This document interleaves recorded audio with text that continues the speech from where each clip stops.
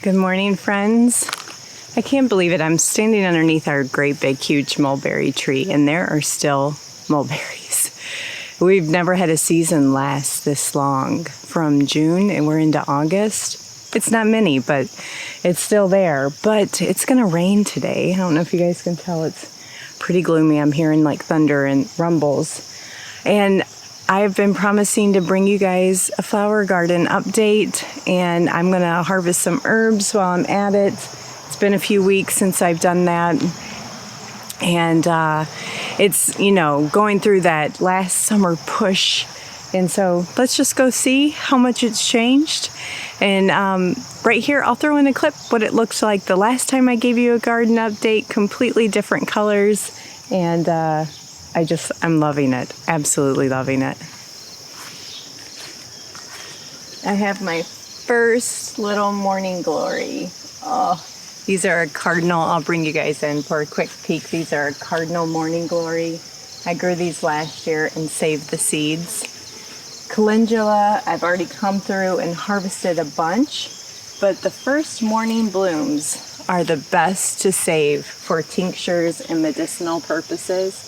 So I'm just going to harvest those, and we'll take those in the house to save, to make something yummy with.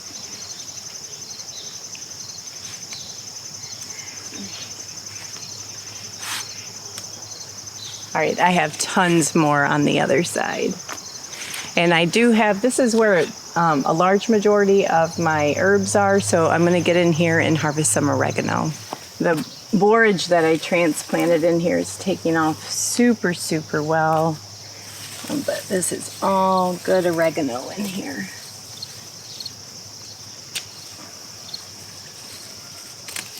I just come through probably every 3-4 weeks. Two weeks would be optimal, but to be honest with you, it's probably every 3 weeks, and just give it a good haircut back and take it in to dry. I don't dehydrate it or anything. I just I hang it up from my chandelier in the dining room and let it air dry. I have lots of thyme in here. Look at this. There's more oregano all in here.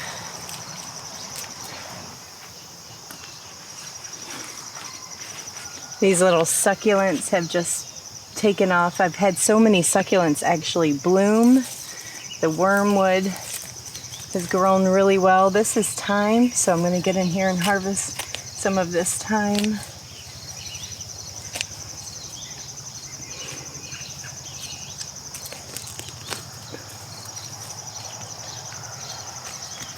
And put this back.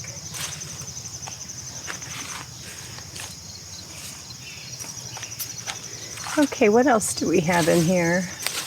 More thyme back there that I could grab.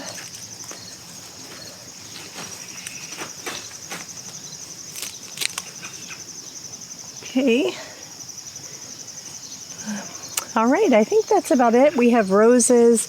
I still have a pretty plant here that hasn't blossomed yet. This is a weed. But the borage is doing really well, and it'll self-seed again next year. But didn't this bed fill out so nicely? And now the morning glories are even attaching to my green bean trellis. So I'll have this pop of red through that at the end of the season. And I just love it. It's absolutely stunning.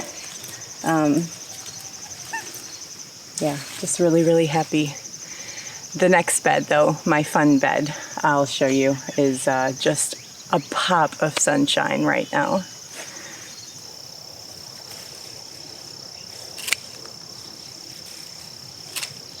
More of that creeping thyme's just falling over the logs.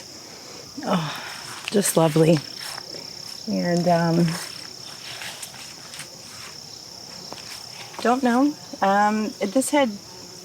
This is that delphinium. So it's getting its second set of blue flowers growing on it. Tons of lavender. I think the things that I'm happiest with in the garden, the flower garden, is the lavender has been nonstop blooms. The bee balm has been nonstop blooms. So Those two have just been happy all season long. The roses are kind of hit and miss. You know, they had the nice first early summer bloom, and now they're kind of just here and there.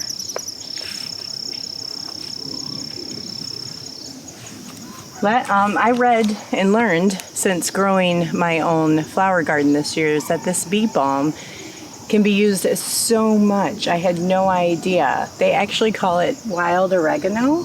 I don't know if you guys remember when I first put it in, I was like, wow, whatever this is smells kind of peppery to me. And so I'm just gonna harvest a little bit of the fresh young leaves, and we will use that in teas and maybe even dehydrate some and use as spices.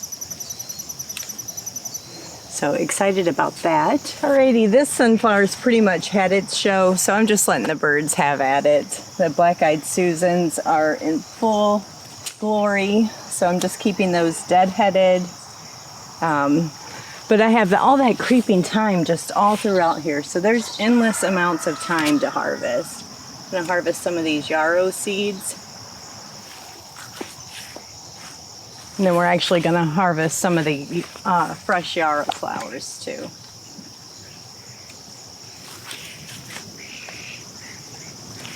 Not even halfway through, and look at that basket of goodies. So exciting.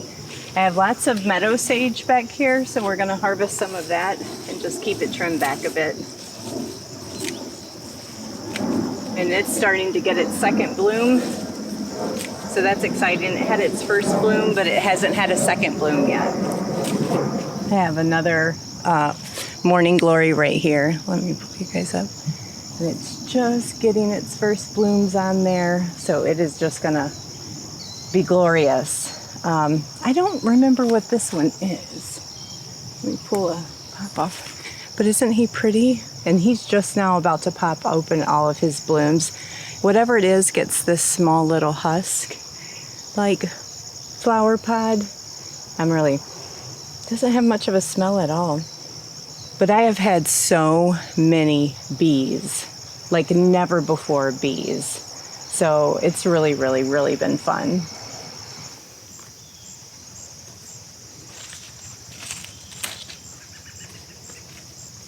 These teddy bear sunflowers, aren't they beautiful? Oh. This one's about done.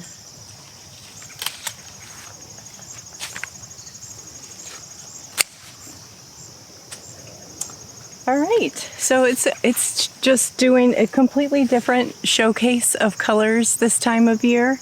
Guys, can you see that?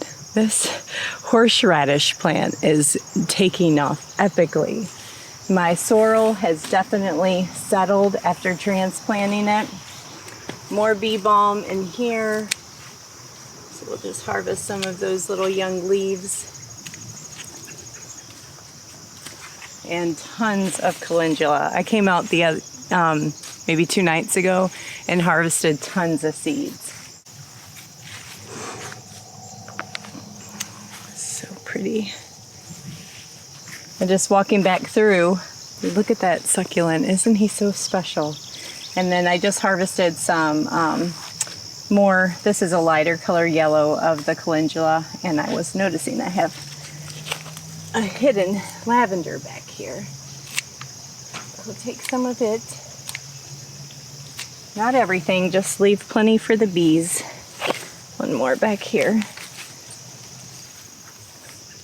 Because that is the primary purpose of this, is to just keep all my bee population happy and really welcome them to my garden to pollinate all the things. And so far I've not had really that big of an issue with pollination at all. So hopefully you guys liked coming out, and I'll carry you around. There's a few more herbs around the property I need to collect today. But the primary purpose of this was just to give you guys a summer update on the flower garden. All right, and this sea of forage that has self-seeded. I used to have a big oak barrel here, so this is everything that just fell off the oak barrel planter, and I can't bring myself to take it out. because it just makes me happy. It's gorgeous. It's a hassle to step over. It's right in my pathway, but there is like 100 bees on it all day long, and I know they appreciate it. It smells glorious, so I'm leaving it. But there is also self-seeded sage down here, so I'm just going to come through here and pick a little bit of that. Well, hi, turkeys. Good morning to you. That's probably, oh, I got a lot of echinacea that we need to pull in.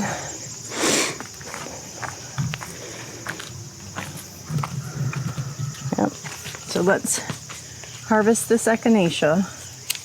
That way it just keeps flowering and flowering as long as I can keep it going. All right, that's enough.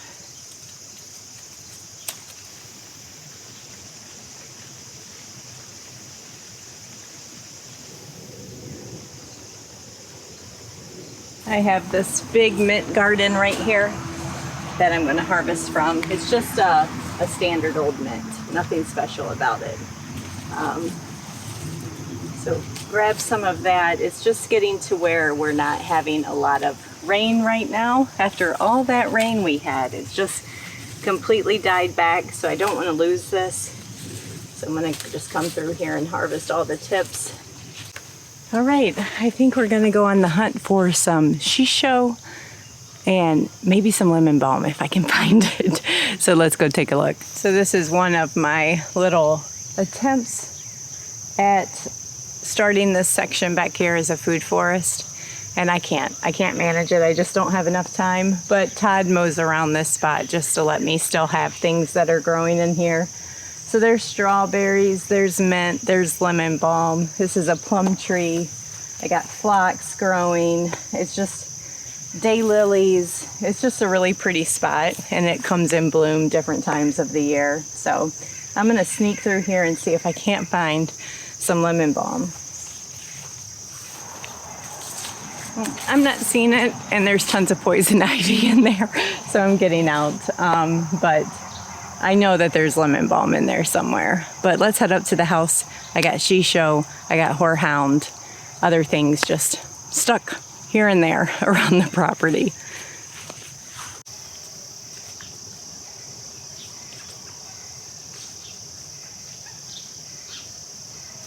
This is shiso. It is a Japanese herb, somewhat in the mint family, I guess. And it will, but it's not a rhizome type spreader, but it self-seeds beautifully. I did not plant any of this. It just came back from last year, and if it came back where I didn't want it, I just picked it up and transplanted it somewhere else. Let me cut some of this back, and I'll show you the beautiful texture of this herb. It's absolutely stunning.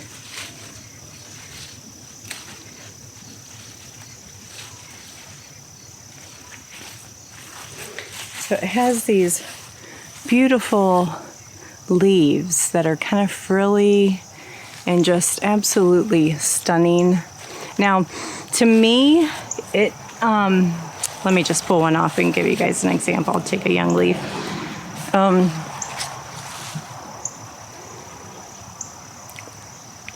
Yep, definitely. To me, it really has a strong licorice flavor.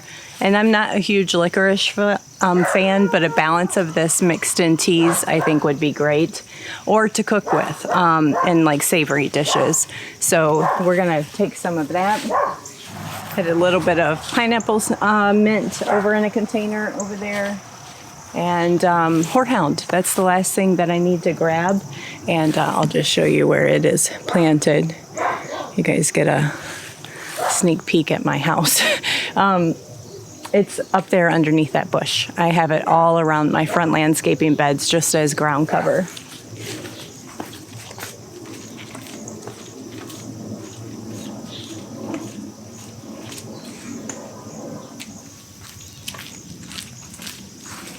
That was shiso growing right in the crack of the bricks. All right, well, it's time for me to get going and go do my morning chores and feed all the animals, but I hope that was fun to just come through the flower garden and see the change of seasons, do some herb harvesting with me, and one of these days I'm going to be confident enough to share with you all the things that I do with herbs, but I'm still learning myself. So if there's something that you're interested in seeing or learning about, let me know, and it might at least prompt my education. So I'll talk to you guys later.